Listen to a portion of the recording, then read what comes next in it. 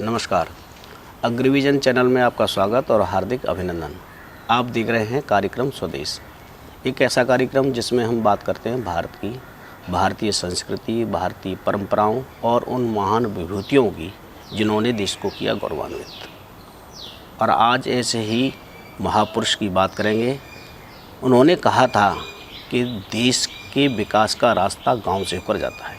उन्होंने गांव किसान के लिए बहुत काम किया और उनके बारे में ज़्यादा जानने के लिए हमारे साथ हैं डॉक्टर नंदकिशोर गर्ग, जो एक शिक्षाविद हैं, साथ साथ राष्ट्र प्रथम का ध्येय लेकर चल रहे हैं। डॉक्टर साहब नमस्कार, स्वागत है कार्यक्रम में।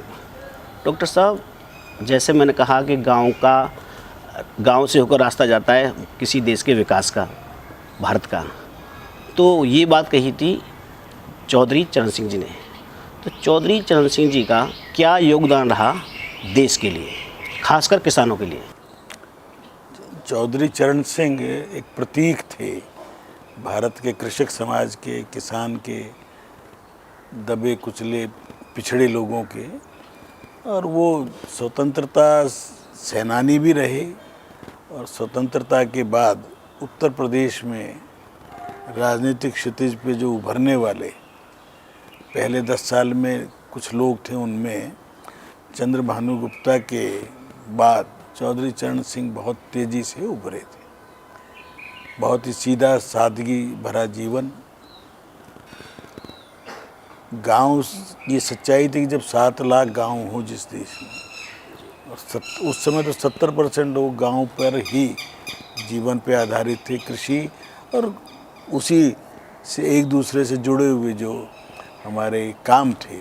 कि कृषि से जुड़ने से ही लोहार है, खाती है, सारे ही गांव की जो व्यवस्था थी उसी पर आधारित होती थी। या तो गांव के अंदर कौन थे जो शिक्षा देते थे या वैद्य थे 10-20%, या थोड़े से जो व्यापार करते थे, वाणिज्य करते थे, और बाकी सारी, पर वो भी आधारित किस पे थे।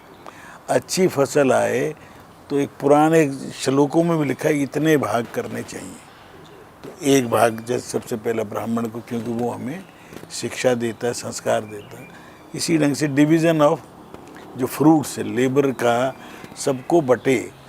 और चरण सिंह जी उस पुरानी पीढ़ी के लोग थे जो अपने ऊपर कोई खर्चा ना करके बिल्कुल सादा जीवन जीते हुए आगे बढ़े।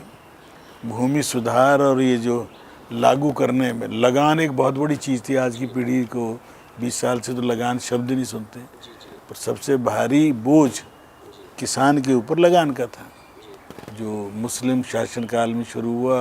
अंग्रेज़ों ने भी उसका खूब लाभ उठाया। आज़ादी के बाद उसको समाप्त करना, भूमि की हदबंदी कि 12 एकड़ 16 एकड़ से ज़्यादा अलग अलग राज्यों में भूमि ना हो, ताकि वितरण हो जाए, भूमिहीनों को भी मिले। उस बात को उठाने वाले जो आज़ादी से पहले के स्वतंत्रता सेनानी लगभग सभी इस मामले में एकमत थे। जमींदारों की पार्टी बहुत थोड़ी छोटी थी, जिसको जैसे पंजाब में जमींदार पार्टी एक स्ट्रॉन्ग वो थी, क्योंकि उसमें भी इस्लाम के मानने वाले बड़े जमींदार थे, कि उनको ज़्यादातर जो नवाबों ने ज़्यादा भूमि दी थी। तो चरण सिंह उस सुधार के लिए लगे। एमएलए के तौर पर उत्तर प्रदेश विधानसभा में, और 66-67 आते आते उनकी इच्छा ये भी थी कि मैं लीड करूं। तो भारतीय जनसंघ के सहयोग से, नानाजी देशमुख से उनकी मित्रता थी, और उनके सहयोग से पहले जो संयुक्त विधायक दल सरकारें बनी, तो ये लगभग उस समय जनसंघ के 98 एमएलए थे, 60-70 एमएलए इनके साथ आए और एक मिली जुली सरकार बनी। पूरे उत्तर भारत में ही बनी, पंजाब से लेके बंगाल तक। परंतु सफल ज़्यादा नहीं हो पाई, क्योंकि कंट्राडिक्शंस हुआ करती हैं, एम्बिशंस हैं, पद के लिए लालसाएं हैं, वो राजनीति में एक स्वाभाविक अवगुण है। तो चरण सिंह की सरकार बनी, टूटी, फिर उन्होंने अपनी अलग पार्टी को धीरे धीरे जमाया। आपातकाल के दौरान तिहाड़ जेल में जब हम भी थे, तो चौधरी साहब भी 2 नंबर वार्ड में जो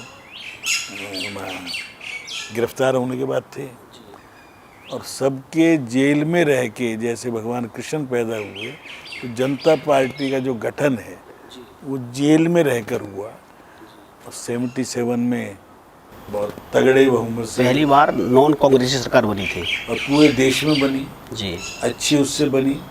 इंटेंशन बड़ी अच्छी थी, आपातकाल का विरोध करते हुए उस समय जो संजय गांधी ने किया था, ख़ास तौर पर ज़बरदस्ती नसबंदी करना, उन सब चीज़ों का विरोध था। लोगों में एक गुस्सा था, गुस्से का इजहार हुआ और मुरारजी भाई प्रधानमंत्री बने। परंतु चरण सिंह की कहीं दबी इच्छा खुद की भी थी कि मैं प्रधानमंत्री बनूं। उन्होंने एक सर अपने उसमें कहा है कि पत्रकार ने पूछा उनसे कि क्या आप प्रधानमंत्री बनना चाहते हैं। उन्होंने कहा हर एक का मन होता बनने का, लेकिन मैं मोरारजी देसाई की सरकार गिराना नहीं चाहता। अगर मोरारजी देसाई अगर मर जाएंगे तो मैं बन जाऊंगा, ऐसे उन्होंने हंसी में कहा था, लेकिन बड़े बेबाक हिसाब से कहने वाले थे और बड़े सहज और सरल थे।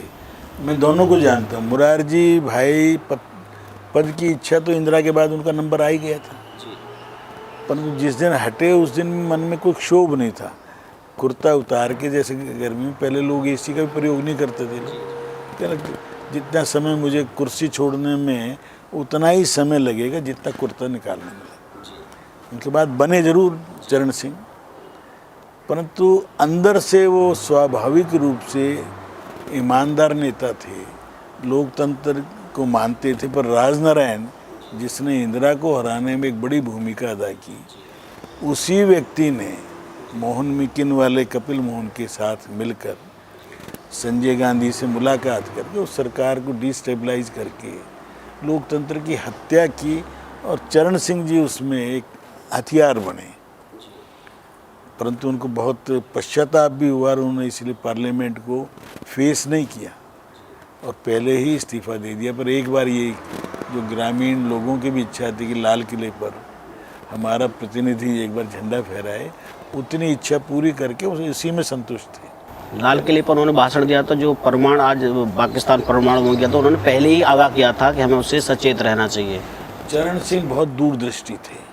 उनके कुछ लेख उन दिनों में मैंने पढ़े थे, खासतौर इंडियन एक्सप्रेस में आते थे। उन्होंने जाटों के बारे में जो विश्लेषण किया है वो बिल्कुल आज भी उतना ही ठीक है, लोगों को पढ़ना चाहिए। बड़ा सटीक कि ना, जाट सुधारवादी है, परंपरावादी, कुछ चीज़ों में अति परंपरावादी है, परंतु धर्म के मामले में सबसे पहले मुसलमान ज़्यादा जाट बने, पंजाब, हरियाणा, उत्तर प्रदेश। फिर सबसे ज़्यादा आर्य समाज का प्रभाव पड़ा या सिखिज़्म का प्रभाव पड़ा, तो सबसे पहले उसमें भी जाने वाले लोग सिख परंपरा में भी गुरु गोविंद सिंह जी के आह्वान पर, गुरु गोविंद सिंह जी तो जाट सिख नहीं थे, परंतु उनके आह्वान पर जो ज़्यादा बने पंजाब में वो जाट सिख बने। आर्य समाज में ज़्यादा वही आए। तो उसका इसके ऊपर लेख था कि जाटों की साइकोलॉजी को समझ के ही राजनीति कोई कर सकता है। और साइकोलॉजी क्या है कि थोड़ा सत्ता विरोधी, आक्रोश और जल्दी से परिवर्तन के लिए को स्वीकार करना। अब ये बात तो स्वयं जाट नेता, उनको जाट नेता कहते हैं लोग। मैं उनका ऐसा बेबाक विश्लेषण पढ़ने के बाद कन्विंस था कि वो बहुत ही फ्यूचर के लिए देखने वाले व्यक्ति थे। क्या चकबंदी जब होती है सर, चकबंदी में क्या बचत होती है? चकबंदी में उन्होंने कहा जो बचत की भूमि है वो हरिजनों को मिलनी चाहिए। वही मोनो इन चीज़ों कितना फ्यूचर लुकिंग था कि भूमिहीन अधिकांश जिनको उस समय हरिजन बोलते थे, आज शेड्यूल कास्ट बोलते, उसके हक में थे। उसी में लोकनायक जयप्रकाश नारायण जी भी थे, विनोबा भावे का भूदान आंदोलन भी चल रहा था और उनकी इन समर्थक हमारे जो भारतीय जनसंघ ने भी शुरू से ही भूमि सीमा का, जबकि इस बात पे हमारे राजस्थान के पहले 8 MLA में 6 लोग छोड़ के चले गए कि जनसंघ क्यों समर्थन कर रहे हैं हदबंदी का। और उस समय दीनदयाल जी ने कहा 6 के 7 भी जाते हैं, मुझे कोई वो नहीं, केवल भैरव सिंह शेखावत वो थे जो बचे थे नेता के तौर पर, बाकी सारे ही छोड़ गए क्योंकि ज़्यादातर जमींदार थे, छोटे रजवाड़े थे। तो सिद्धांत के लिए जीने वाले लोग थे और आज सिद्धांत की लास्ट में आगे बढ़ी। आज की राजनीति सत्ता के लिए इतनी लोलुपता बढ़ गई है, इतनी इच्छाएं बढ़ गई हैं, सत्ता और सत्ता के माध्यम से पैसा। चौधरी साहब की जब सरकार बनी थी, इंदिरा गांधी ने उनको समर्थन दिया था कि संजय गांधी पे जो केस हैं उनको वापस लेने के, लेकिन वो सत्ता लेने के चक्कर में उनका कोई केस वापस नहीं लिया। उनको समझौतावादी नहीं थे।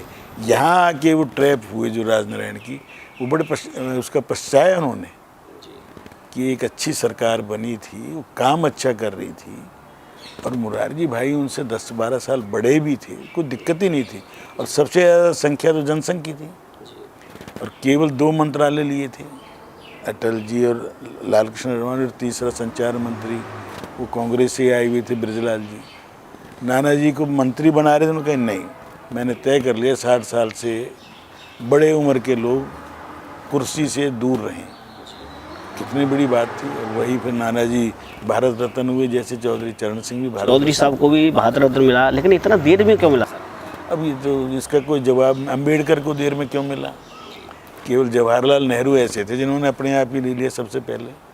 मेरा मानना है कि जो आज के प्रधानमंत्री है मोदी जी, समझते हैं लोगों को किसको क्या देना चाहिए, इसीलिए शायद देर हुई।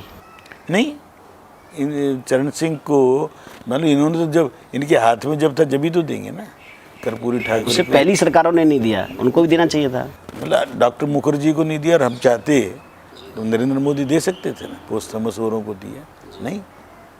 अटल जी को भी जीवन के अंतिम क्षणों में एक किस्म से जब घर जाके दे के आए प्रणब मुखर्जी, तो उस समय लगभग अचेत थे। ये हमारे देश में रिकग्निशन जो है वो किन को मिलती है? जिनके पीछे मास फॉलोइंग हो, जिनके हाथ में वोट हो। वोट के लिए ही आज राजनीति चलती है, सच्चाई है। और चौधरी चरण सिंह जी एक ऐसे नेता थे जिनको वोट तो मिलता था, पर उन्होंने कभी अपनी कॉन्स्टिट्यूंसी बागपत में, छपरौली में कोई अतिरिक्त काम किया हो, कोई बता दे। आज लोग अपनी कॉन्स्टिट्यूंसी को नर्स करते हैं, उसको बढ़िया से बढ़िया बनाते हैं। मतलब मोदी जी ने आज बनारस की कायाकल्प किया है, क्योंकि आज काम पे आधारित भी वोट मिलता है, ये तो लोगों को समझ में आ गया और होना भी चाहिए। परंतु चौधरी चरण सिंह ने कभी, जगजीवन राम कभी अपने कॉन्स्टिट्यूंसी में वोट लेने के बाद जाते ही नहीं थे। वो अलग जमाना था, अलग सोच थी। उनकी प्रतिभा बड़ी असाधारण थी। किसी थाने में चले गए, रिपोर्ट कराने के लिए खुद किसान बन गए। उनके बारे में थोड़ा बताएं सर। मतलब एक सादा जो आदमी होता है ना, जिसको जड़ों से जुड़ा हुआ, उसको समस्याओं को समझ है, और ज़्यादा उसको प्रभावित करने के लिए मान लो बन के चले गए, तो पूरे उत्तर प्रदेश के थानों में एक मैसेज चला गया, यार ये तो कभी भी कहीं भी आ सकता है। उसी आधार पे आज योगी जी ने पूरे उसी उत्तर प्रदेश को, जो बिगड़ा हुआ उत्तर प्रदेश था, उल्टा पुल्टा प्रदेश था, आज वहाँ पर खुले लोकतंत्र को, थोड़ा बहुत आदमी जो अति लोकतंत्रवादी, वो ये भी कहते होंगे यार ये क्या है, गोली मार देते हैं पैर को, या ये कर देते, पर उसके बिना सुधारोगे कैसे? सारा अतिक्रमण हटा दिया, डेली लगे हुए हैं जी। छठे छाठे वाली बात है ना। और हमारे संतों ने भी कहा है, परंपरा में भी कहा है कि बदमाश का बहुत ज़्यादा प्यार करोगे तो काटना नहीं छोड़ता, जैसे ये जो सांप बिच्छू, ऐसे ही जिसकी प्रकृति जैसी है, उसको सुधारने के लिए जहाँ डंडे की ज़रूरत है, वो डंडा ही चाहिए। धन्यवाद सर। ऐसे ही प्रतिभाशाली एक और व्यक्तित्व के साथ फिर मिलेंगे, तब तक के लिए हमें दीजिए अनुमति। नमस्कार।